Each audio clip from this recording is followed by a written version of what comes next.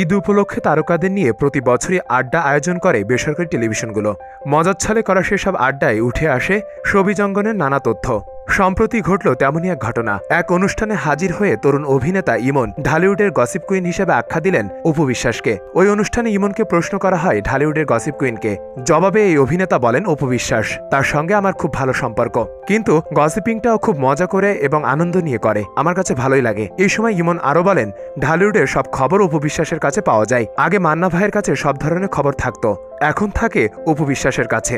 সে জানে ইন্ডাস্ট্রিতে কোথায় কি হচ্ছে, এমনকি খুব সঠিক তথ্যও তিনি দিতে পারেন। এই সময় সঞ্চালক ইমনের কাছে জানতে চায়, নায়ক নায়িকাদের মধ্যে সবচেয়ে বেশি ভালো নাচতে পারে কে? এ প্রসঙ্গে ইমন বলেন, হিরোদের মধ্যে ভালো নাচে আরিফিন শুভ আর শাকিব ভাই, আর নায়িকাদের মধ্যে সম্ভবত ভালো নাচে বিদ্যা সিনহা মিম আর নুসরাত ফারিয়া।